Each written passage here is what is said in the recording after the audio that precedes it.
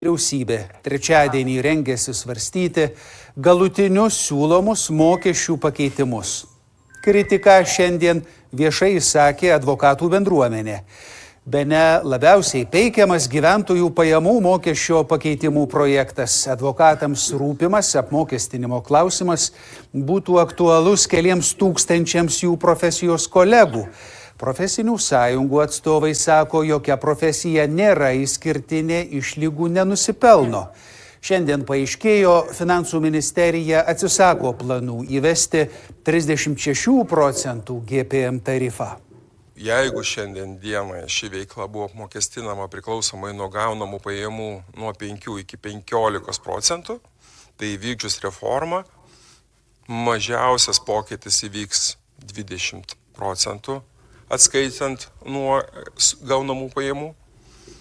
Tačiau sudėjus visas pajamas, sudėjus ir daugiau uždirbančias iš individualios veiklos, apmokestinimas gali siekti 32 arba netgi 36%. Suminis ar apmokestinimas pajamų, ar subendrintų, kaip buvo įvardinta, pajamų apmokestinimas, iš logikos irgi turi.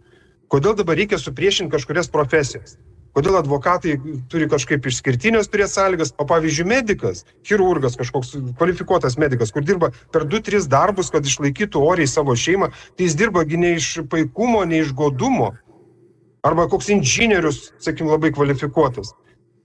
Arba tie patys net ir mokytojai, pažiūrėkit, tai jie dirba irgi, kaip sakyt, korepetitoriauja, dar kažkur dirba tam, kad išlaikytų oriai savo šeimas. Tai, žinot, tas suminių pajamų ir subendrintų pajamų kažkoks vienodesnis apmokestinimas, tai jau nuo praeitų metų, kai buvo kalbama apie vyriausybės programą, vyriausybės priemonių gyvendinimo planą, tai buvo įvardinta ir tai kaip ir savaime suprantama buvo ir priimtina daugumai žmonių. Visi ekonomistai sutinka ir kuo daugiau tas balsas kažkaip stiprėja, bent jau toks įspūdis susidaro, kad jeigu reikia greitų papildomų pajamų, nekeičiant ir nedraskant tos sistemos, iš tikrųjų PVM tarifo padidinimas yra racionaliausia priemonė.